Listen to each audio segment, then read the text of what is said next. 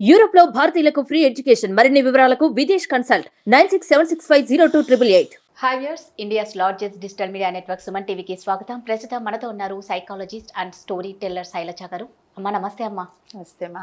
అమ్మ, ఇప్పుడు చదువు గురించి మనం మాట్లాడుకుంటే పిల్లలు చదువుకోవాలి అంటే వాళ్ళకి అంటే ఇంట్రెస్ట్ ఉన్న పిల్లలు కూడా ఉంటారు. అట్ ద సేమ్ టైం చదువు అంటే వద్దు అన్న పిల్లలు చాలామంది ఉంటారు. ఏడుపులు, ఎక్కడ లేని కడుపు నొప్పులు అప్పుడే వస్తాయి. ఇంకా వాష్రూమ్కి అప్పుడే వెళ్ళాలి, బుక్ తెరవరా అంటే ఫస్ట్ వాళ్ళు పోయేది వాష్రూమ్ అని వెళ్ళిపోతారు. ఏడ్చి ఏడ్చి ఏడ్చి వామిటింగ్ చేసుకుంటారు. అంటే ఆ చదువు అంటే వాళ్ళు అంత ఇదిగా చూస్తారు, మొండిగా ఉంటారు చదువు విషయంలో. అదే మీరు ఆడుకోమని చెప్పండి, మొబైల్ ఇవ్వండి, అల్లు పెరగకుండా మొబైల్తోనే ఉంటారు. చదువు దగ్గరకు వచ్చేసరికి పిల్లలు ఎందుకు ఎంత మొండిగా ఉంటారు?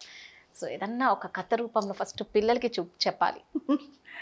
ఒకటి నాన్న ఏంటంటే పిల్లలు ఎలా అంటే మనం చెప్తే వినరు, మనం చేసేది చేస్తారు అంటారు.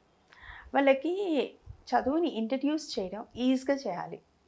ఒకప్పుడు చాలా అలా బలవంతంగా ఉండేది, రాయి అని గట్టిగా కొట్టడం చేయడం. ఇప్పుడు చూడండి కొంచెం మాంటిసోరీ సిస్టమ్ ఈజీగా వచ్చింది, చాలా ఈజీగా వచ్చింది. ప్లేవే మెథడ్ వచ్చింది. పిల్లలు స్కూల్కి వెళ్ళటానికి హ్యాపీగానే వెళ్ళే పిల్లలు చాలా, మీరు అన్నట్టు చాలా మంది ఉంటున్నారు.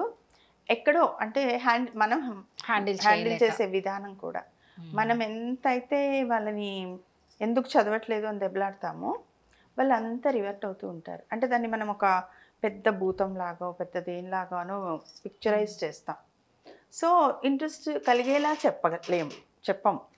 దాంతో ఏమవుతుందంటే వాళ్ళు ఓకే అదేదో చాలా పెద్ద బాధ, పెద్ద కష్టం, ఇది నా తలకి మించిన పని నాతో అవ్వదు అనుకుంటారు.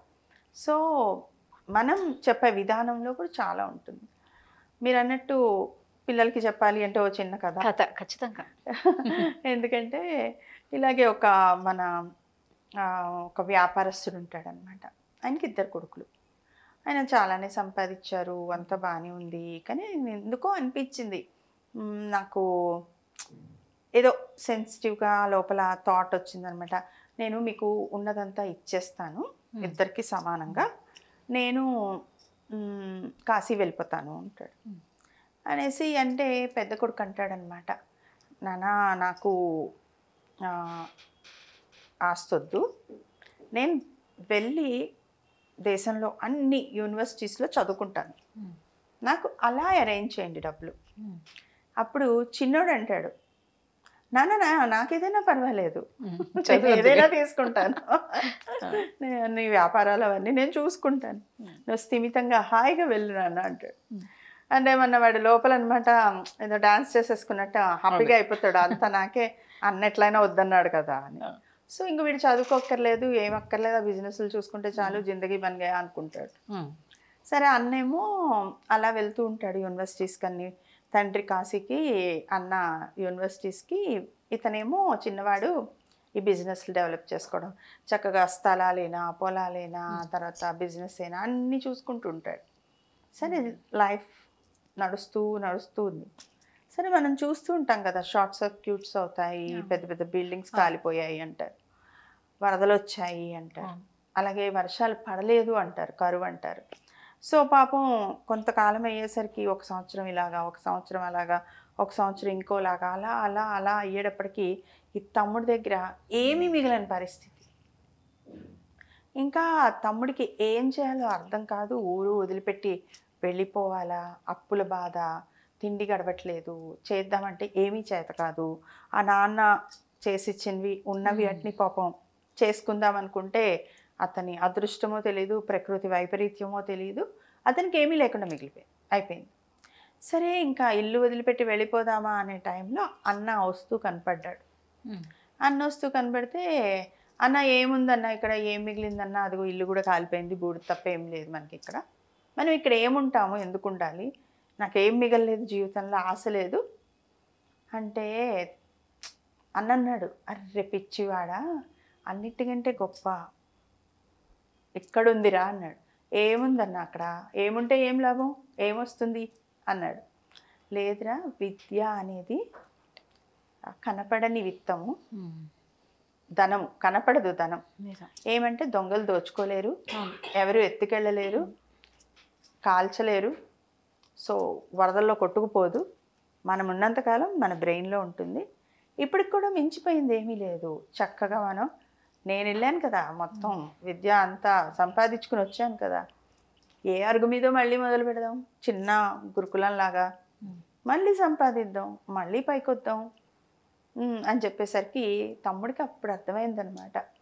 నాన్న ఆస్తి నాకు వస్తుందని సంతోషపడ్డాను, కానీ నేను చదువుకోవాలి, నేను ఎందులో ఉన్న ఒక ఏమంటాం నైపుణ్యం సంపాదించాలి, లేకపోతే నా సొంతంగా నేను ఏదైనా చేయాలి అనే థాట్ నాకు రానందుకు ఇదంతా జరిగింది. నాకంటూ నేను ఏదన్నా ఒక స్కిల్ డెవలప్ చేసుకుంటే, విద్య అంటే ఒక చదివే కాదు కదండి, విద్య అంటే ఎనీ స్కిల్, ఏదైనా విద్యే. సో ఏ విద్య ఉన్నా కూడా ఉపయోగపడుతుంది జీవితానికి. సో ఇది నేర్పాలి పిల్లలకి మనం. కరెక్ట్. అంటే ఈ కథలో తెలిసేది అంటే మామూలుగా అంటారు విద్యకు మించిన ఆస్తి లేదు, ఆ విద్య ఉంది అంటే నువ్వు పెద్ద కోటీశ్వరుడితో సమానం. అంతే కదా, లోపల ఉంటుంది, బయటకి ఏం కనపడదు. ఎవరు దొంగలించేది కాదు, ఎత్తుకపోయేది కాదు. అది ప్రాపర్టీ అనేది మనం ఉన్నంత వరకు మనతో పాటు ఉంటుంది. సో అది పిల్లల్లో నెమ్మదిగా చెప్పాలి. కొంచెంసేపు చదువుకో, కొంచెంసేపు ఆడుకో. అంటే వాళ్ళకి మనం చెప్పడంలోనే ఉంటుంది, నువ్వు కొంచెం చేసి కొంచెం చేసిన తర్వాత ఆడుకో. సో ఇది ఆడుకుంటే నీకు మొబైల్ ఆడితే వచ్చే స్కోర్ తోటి మార్కులు రావు కదా, మార్కులు వస్తే ర్యాంక్ కదా, ర్యాంక్ వస్తే మెడల్ కదా, యూ విల్ బి స్పెషల్ కదా. సో ఇట్లా చిన్న చిన్న చిన్న మోటివేషన్స్, వాళ్ళని పక్కన కూర్చోవడం, పుస్తకాలు ఇచ్చేసి నువ్వు చదివేసుకో అనడం అస్సలు కాదు. మనం వారితో ఉండాలి, వాళ్ళకి అది ఎందుకు అనేది అర్థం అవ్వాలి, అప్పుడే వాళ్ళకి దాన్ని శ్రద్ధ కలుగుతుంది. ఏంటంటే చాలా మంది ఏం చేస్తారంటే ఓకే అంటే పిల్లలు అలా ఉంటారు కాబట్టి హాస్టల్లో పడేస్తాం అంటారు. హాస్టల్లో పడేయడం అనేది అదేం పెద్ద విషయం కాదు, కానీ ఎక్కడ వేసినా వాళ్ళకు తెలియాలి కదా. తెలియాలి, రైట్. నువ్వు ఎక్కడ వేసినా, ఇంట్లో ఉన్నా హాస్టల్లో వేసినా, అసలు వాళ్ళకు చదువు ఎందుకు మనకు అవసరం అనేది పిల్లలకి తెలియాలి, రైట్. అది చేయడం కోసమే రకరకాల మార్గాలు. ఆ మార్గంలో ఈ కథ కూడా ఒకటి. ఎవరైనా బాగా చదువుకున్న వాళ్ళని, మంచి పొజిషన్లో ఉన్న వాళ్ళని చూపించడం, అవన్నీ అప్పుడు చేయాలి. మళ్ళీ ఎప్పుడు కూడా కాదు. కొంతమంది అలాగే చేస్తారమ్మా, ఇదిగో చదవకపోతే నువ్వు అక్కడ చాయ్ కొట్లో చాయ్ అందిస్తూ ఉంటావు, హోటల్లో టిఫిన్ ప్లేట్స్ ఎత్తనీకి వాటికి అని, అంటే వాళ్ళ భయం వాళ్ళది. ఒక్కొక్కరు ఒక్కొక్క రీతిలో చెప్తూ ఉంటారు. కాకపోతే పిల్లలకి ఎంత చెప్పినా వాళ్ళకి అర్థం కాదు. ఎందుకంటే ఇప్పుడు ఏదన్నా ఒక కథ రూపంలో క్లియర్గా వాళ్ళకి నీట్గా చూపించాలి, ప్రాక్టికల్గా చూపిస్తే గానీ వాళ్ళకి అర్థం కాదు. మనం కొట్టినా రాదు, తిట్టినా రాదు, చదువు అదే వాళ్ళకి. అంటే దిస్ ఇస్ ఆల్ కండిషనింగ్ నాన్న, దిస్ ఇస్ ఆల్ కండిషనింగ్. వాళ్ళని ఆ కండిషన్లోకి తీసుకెళ్ళాలి అనమాట. సో అది పేరెంట్స్కి ఆ ఓపిక, ఓర్పు ఆ చిన్న పిల్లలప్పుడే కావాలి. ఇక్కడ ఇదంతా మళ్ళీ కావాలి అంటే టైం స్పెండ్ చేయాలి. టైం కూడా ఎలా స్పెండ్ చేయాలి? క్వాలిటీ టైం స్పెండ్ చేయాలి. సో క్వాలిటీ టైం స్పెండ్ చేయాలి అంటే కొంతమంది అనుకుంటారు ఏమైనా కొనిచ్చేస్తే అయిపోతుంది, మేము ఇచ్చేసాం, మేము ప్రేమిస్తున్నాం, మేము జాబ్కి వెళ్ళిపోతున్నాం, దాని బదులు ఏదో ఒకటి కొనిస్తే అయిపోతుంది. లేదు, మీరు ఓ పజిల్ కొనిచ్చినా, ఓ పుస్తకం కొనిచ్చినా వాళ్ళకి దాన్ని ఎలా వాడాలి, ఎలా ఆడాలి, ఎలా చదవాలి పేరెంట్స్ ఉండి పక్కన చూపించి నేర్పించి ఒక గాడిలో పడేసుకోవాలి. కొనిచ్చడం వల్ల రాదు వాళ్ళకి, కొట్టడం వల్ల కూడా అందరూ బాగా కొడతారు మామూలుగా. అదే ఇంక ఇంట్లో ఉన్న వాళ్ళ మీద కోపం అంతా పిల్లల మీదే పడుతుంది ఆ టైం. అవును. అంటే మనకి ఇప్పుడు మనం చేస్తుంటాం ఇవన్నీ, ఏ ఛానల్లో ఏది చేస్తామో అదే చేస్తాం. సో అలాగే ఎవరి మీద కోపం ఎక్కడ చూపించాలో అక్కడ చూపించడం కూడా, ఆ కోపం కూడా అది చాలా వీపు మీదే ఉంటుంది పాపం. అది చాలా పొరపాటైన విషయం. థ్యాంక్ యూ సో మచ్ అమ్మా. నమస్తే.